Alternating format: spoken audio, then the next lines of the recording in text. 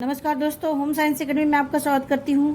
आज आपके लिए क्लोथिंग एंड टेक्सटाइल और कुछ आपके होम मेंटेनेंस से संबंधित टॉपिक लेकर के आई हूँ। और कल मैंने भी आपको क्लोथिंग एंड टेक्सटाइल के कुछ क्वेश्चन कवर किया था और आज भी वैसे ही इम्पोर्टेंट क्वेश्चन आपके लिए लेकर के आई हूँ। और आपको वीडियो शुरू करने से पहले मैं आपको धन्यवाद देना चाहती हूँ कि आप जो है बहुत ही सपोर्ट भी कर रहे हैं और साथ में आप मेहनत भी कर रहे हैं, क्योंकि सारी वीडियो को आप पूरा देख रहे हैं। तो इसके लिए आपको बहुत बहुत धन्यवाद। और ऐसे ही आप वीडियो को पूरा देखिए और उसको साथ साथ नोट भी करते चलिए। और आपके हर एग्ज़ाम में, चाहे आपको टीजीटी हो, पीजीटी हो, नेट हो, DSSS भी हो, हर एग्ज़ाम से संबंधित क्वेश्चन इस तरह से आते हैं और इस तरह से जो है आपको इसको कह सकते हैं देना भी पड़ेगा, तो आप आसानी से इसको दे सकेंगे। तो इसीलिए आज मैंने एक नया कह सकते हैं आपका क्लोथिंग एंड टेक्सटाइल से कुछ क्वेश्चन कवर किया है। चलिए देखते हैं।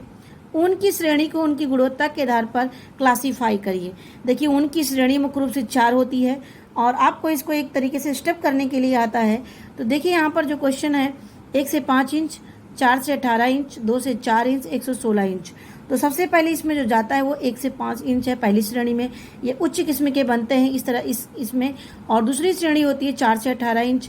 ये यहाँ पर आपका 2 से 4 इंच है। देखिए यहाँ पर चारों इसमें स्टेप बाय स्टेप करना लिखना है। तो 1 से 5 इंच, उसके बाद 2 से 4 इंच, फिर उसके बाद आता है 4 से 18 इंच और लास्ट में 116 इंच।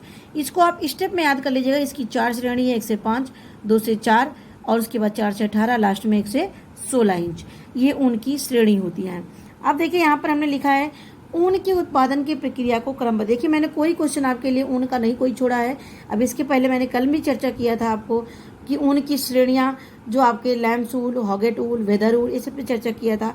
आज यहाँ पर है कि ऊन के जब उत्पादन की प्रक्रिया की जाती है, इसमें कौन कौन से स्टेप होते हैं। अब देखिए इसमें हमने लिया है shearing of sheep, cleaning and scouring, drying, oiling और उसके बाद sorting, carding, combing, blending, spinning, drawing और वीविंग। ये इसकी प्रक्रिया है। अब इसमें आपको स्टेप बाय स्टेप लिखना है। अब देखिए यहाँ पर सबसे पहले क्या होता है, सियरिंग ऑफ सीप, यानी ऊन को क्या करते हैं, उनको जो उसके बाल होते हैं उसको काट कर लेते हैं, उसको एक जगह इकट्ठा करते हैं। तो सियरिंग ऑफ सीप। दूसरा आता है सॉर्टिंग एंड ग्रेडिंग, यानी जो हमने उसके बाल को काटा है उसको क्या करेंगे, छटाई करेंगे यानी सॉर्टिंग करेंगे।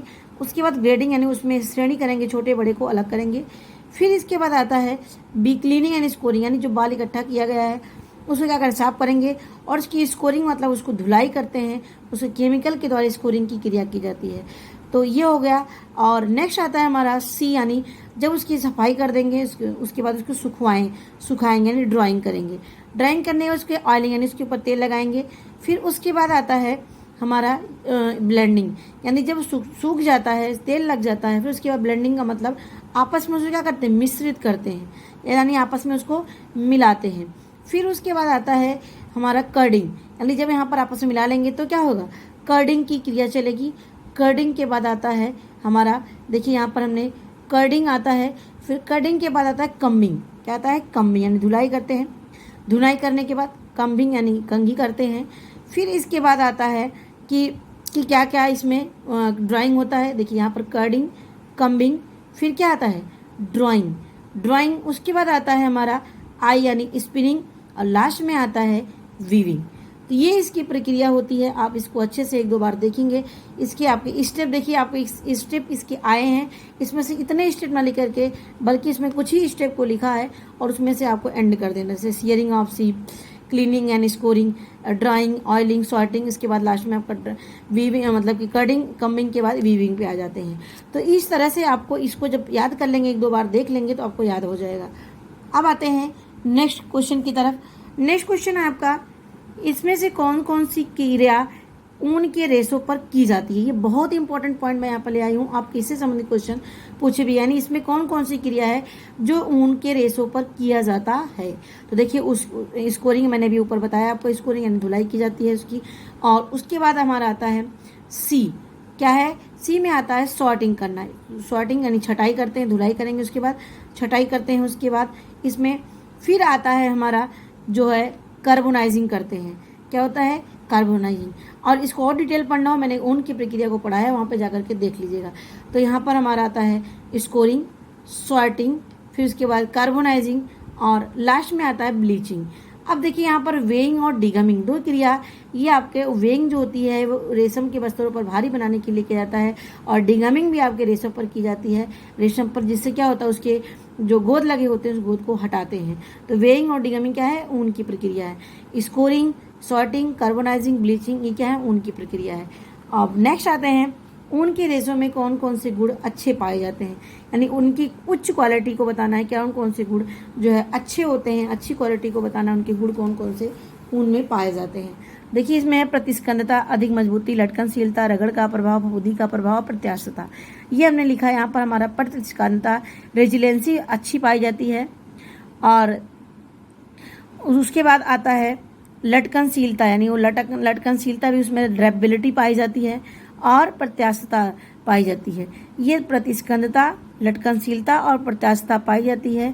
अधिक मजबूत नहीं होता है ऊन उतना, फफूंदी का प्रभाव, यानी नमी पे रखा है तो फफूंदी का प्रभाव पड़ने लगता है, रगड़ देने पर वो कटने से लग जाता है। तो यानी ये इसकी क्वालिटी नहीं है, बल्कि प्रतिस्कंदता, लटकनशीलता और प्रत्यास्थता इसकी क्वालिटी है। नेक्स्ट क्वेश्चन पे आते हैं। नेक्स्ट क्वेश्चन देखिए, हमने कॉटन के रेशों पर लिया है कि कॉटन के रेशों में इनमें से कौन से गुण पाए जाते हैं।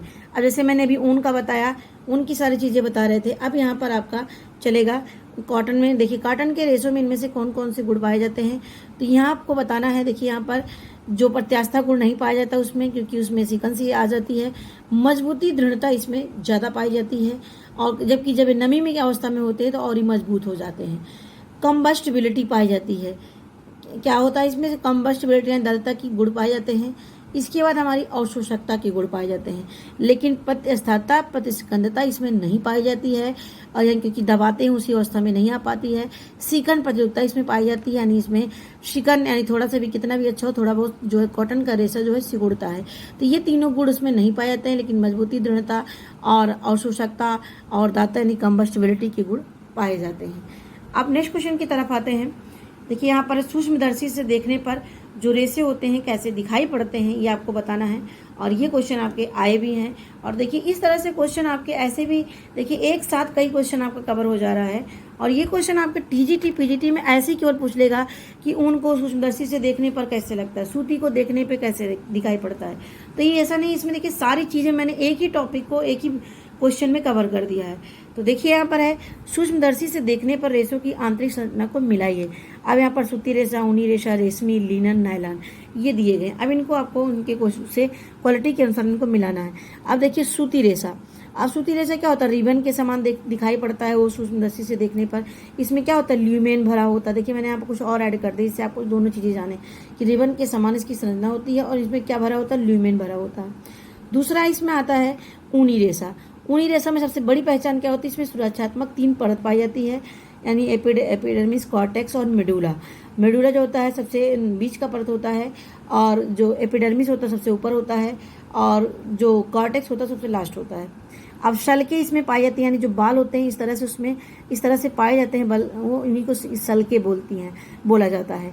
और ये बहुकोशिकीय होते हैं, याद रखना ये बहुकोशिकीय होते हैं, इसमें सल्के पाई जाती हैं, और इसमें 3 परतें पाई जाती हैं, और किसी रेशे में नहीं पाया जाता है। अब देखिए इसमें रेशम, रेशम में क्या है, बांस की गांठों के समान इसकी अब आपका हमारा आता है रेशम रेशा। हाँ तो देखिए रेशम रेशा में क्या होता है, ये गोद से सटा हुआ दिखाई पड़ता है। जो रेशम क्या होता है, इसमें गोद पाया जाता है, क्योंकि उसके जो सेरिसिन नाम की गोद होती है उसी से जो रेशा होता है उसकी बॉडी में पूरे चिपके हुए होते हैं कोकून में। तो यानी गोद से सटा हुआ दिखाई पड़ता है, सीधी छड़ के समान इसकी संरचना रेशे की दिखाई पड़ती है। अब आता है हमारा लिनन।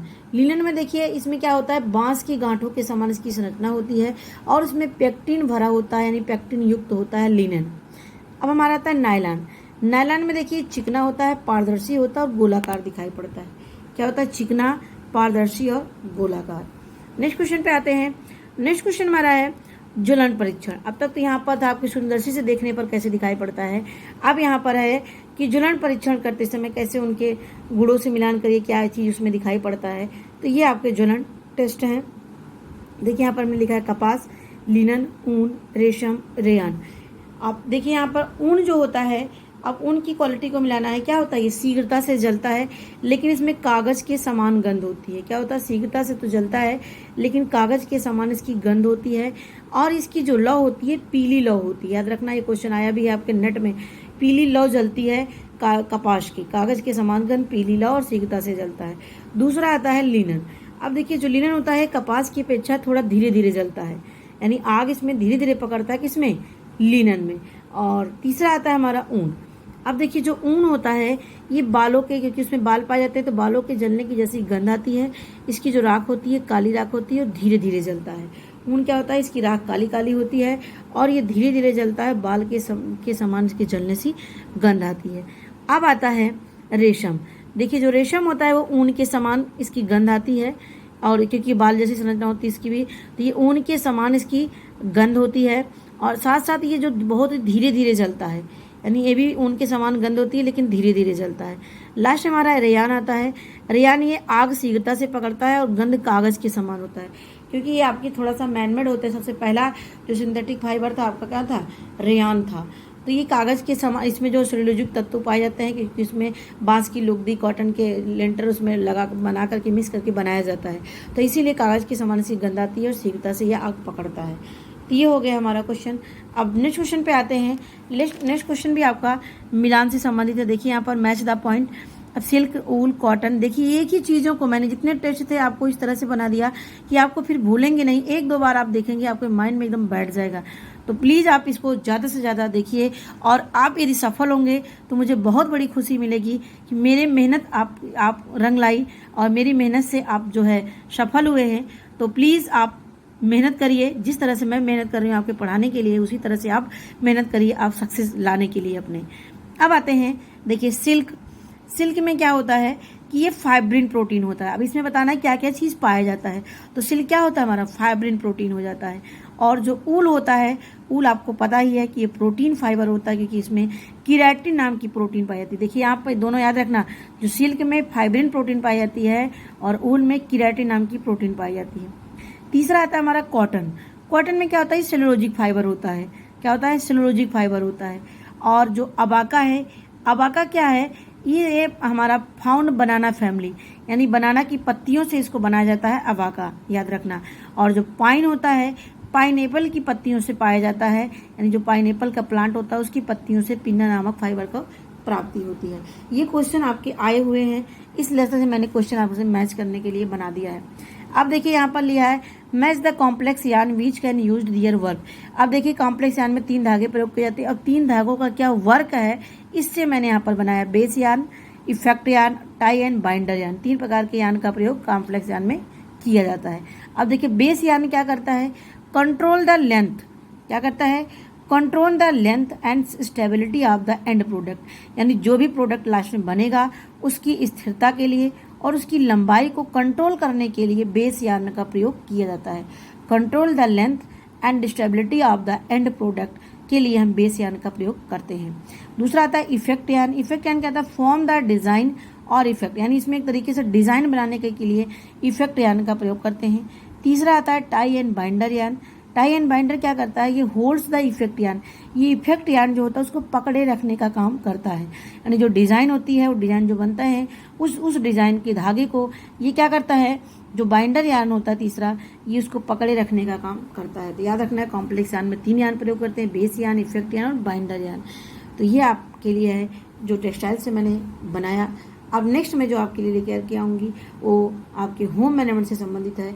इसको बनाने के बाद मैं आप चलेंगे थोड़ा हमारा जो एक्सटेंशन एजुकेशन से है उसमें मैं ले आऊँगी। तो ये हमारी वीडियो देखते रहिए, ज़्यादा से ज़्यादा शेयर करते रहिए और हमारे मनोबल को बढ़ाते रहिए। साथ में आप हमारे से ज़्यादा आप अपने मनोबल को बढ़ाइए, क्योंकि जब तक अपना सेल्फ का मोटिवेशन आपको नहीं मिलेगा तब तक आप चीज़ों को आगे नहीं ला पाएंगे, अब तब तक आप आगे नहीं बढ़ पाएंगे। क्योंकि सबसे बड़ा हमारा होता है इंटरनल मोटिवेशन। हमारा इंटरनल मोटिवेशन यदि है तो आप कहीं भी किसी विषम परिस्थितियों में भी रहेंगे तो आप अवश्य ही आप सफल होंगे, क्योंकि यदि आपके अंदर करने का कोई जुनून होगा तो आप उसको करके दिखाएंगे।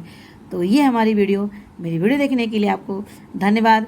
लाइक और शेयर करना ना भूलें, और ये पहली वीडियो मेरी देख रहे हैं तो सब्सक्राइब अवश्य कर लीजिए। इस चैनल से आपको निश्चित ही मदद मिलेगी। एक बार फिर से आपको बहुत बहुत धन्यवाद।